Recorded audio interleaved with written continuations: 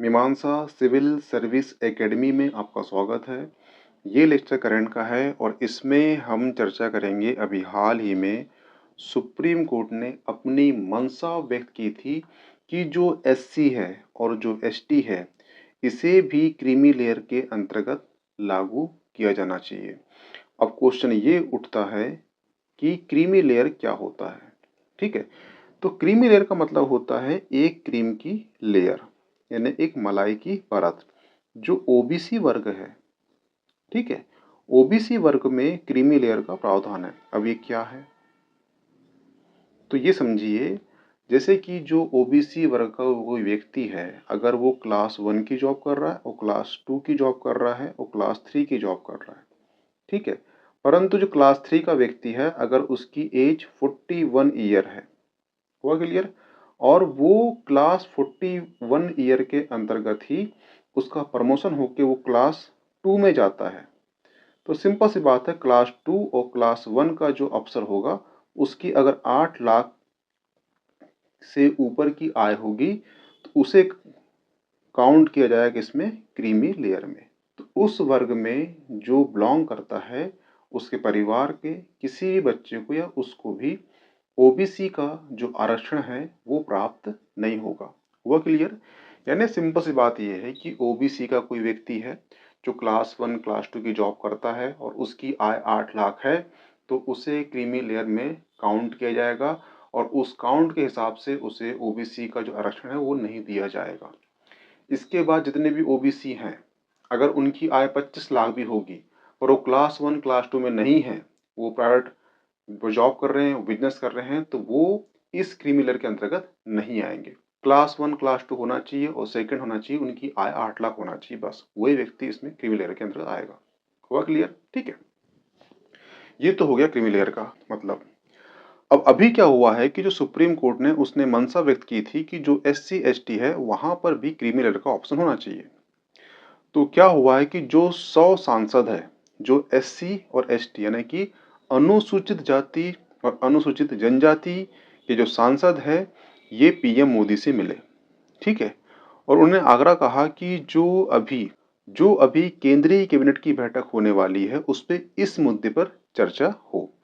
और साथ ही साथ जो सूचना एवं प्रसारण मंत्री अश्विन वैष्णव ने भी यह कहा कि जो एससी एसटी हैं के लिए जो आरक्षण है वो संविधान के अनुसार ही होना चाहिए और संविधान में जो एसटी और एससी के लिए क्रीमी लेयर का प्रावधान नहीं है। हुआ क्लियर? इससे पहले एक भाजपा के उड़ीसा के लोकसभा के सांसद है, उनका नाम है रविंद्र नारायण। उन्होंने भी भास्कर को बताया था कि सभी ने एक स्वर में पीएम से मांग की है कि सुप्रीम कोर्ट के इस फैसले को, कौन से फैसले को, एसटी एससी के क्रीमी लेयर लाने वाले फैसले को लागू मत करिए। इस पर प्रधानमंत्री नरेंद्र मोदी ने आश्वस्त किया कि एसटी और एससी आरक्षण में क्रीमी लेयर को नहीं लाया जाएगा। अब क्वेश्चन ये उठता है कि क्या सुप्रीम कोर्ट की मंशा से अलग फैसला पहले कभी हुआ है, सरकार ने ली है? तो इसका आंसर है हाँ।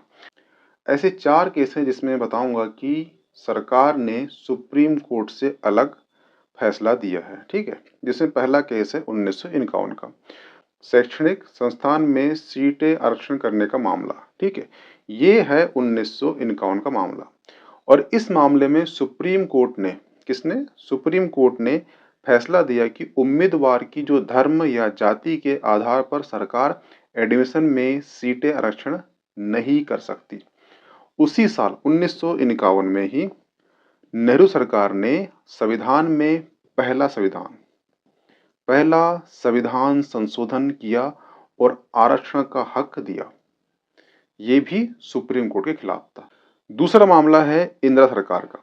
इंदिरा सरकार ने चुनाव को चुनौती देने का फैसला पलटा और ये बात है सन 1975 की। 1975 में जो इलाहाबाद हाई कोर्ट ने इंदिरा गांधी को रायबरेली चुनाव में धांधली पर दोषी पाया गया। सरकार ने संविधान संशोधन किया कि राष्ट्रपति, उपराष्ट्रपति, पीएम या लोकसभा स्पीकर के चुनाव को किसी अदालत में चुनौती नहीं दी जा सकती सुप्रीम कोर्ट ने इसे अवैध बताकर रद्द कर दिया। ये दूसरा मामला था। नेक्स्ट मामला है साहबानो मामला। साहबानो केस में गुजारे भत्ते के हक पर बदला फैसला। एक्चुअली हुआ क्या था, जो सुप्रीम कोर्ट है, ये घटना है 1985 राज्य सरकार की। सुप्रीम कोर्ट ने अपने फैसले में कहा कि जो सीआरपीसी की धारा 125 के तहत मुस्लिम महिला भी अपने पति से गुजारा भत्ता मांगने की हकदार है। कोर्ट ने यह भी कहा कि धारा 125 के तहत कोई भी तलाकशुदा महिला अपने पति से गुजारा भत्ता मांग सकती है, परंतु जो राज्य सरकार थी उसने इस फैसले को भी, सुप्रीम कोर्ट का जो फैसला था, उसे पलट दिया। और जो नेक्स्ट मामला है वो है 2018 का।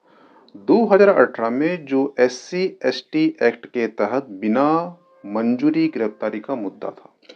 इसमें क्या था, मार्च 2018 में सुप्रीम कोर्ट ने फैसला दिया कि जो एससी एसटी है, एट्रोसिटी एक्ट 1989 के तहत सरकारी अफसरों को गिरफ्तार करने से पहले अनुमति लेनी होगी। जांच किए बगैर एफआईआर भी दर्ज नहीं होगी। सरकार ने प्रावधान किया कि बिना एफआईआर और बिना किसी अनुमति के भी गिरफ्तारी हो सकती है, यानी इस फैसले को भी सरकार ने पलट दिया। अभी जो वर्तमान में पलटा गया है कि जो सुप्रीम कोर्ट की मंशा थी कि जो एससी एसटी के आरक्षण में क्रीमी लेयर का प्रावधान होना चाहिए, उसी प्रकार ऐसे कई सारे मामले हैं जहां पर सुप्रीम कोर्ट की मंशा के खिलाफ सरकार गई है। ये पीडीएफ आपको मीमांसा एकेडमी के टेलीग्राम चैनल में मिल जाएगी। प्लीज़ ज्वाइन कर लीजिए। मिलते हैं नेक्स्ट टॉपिक में। Okay, thanks.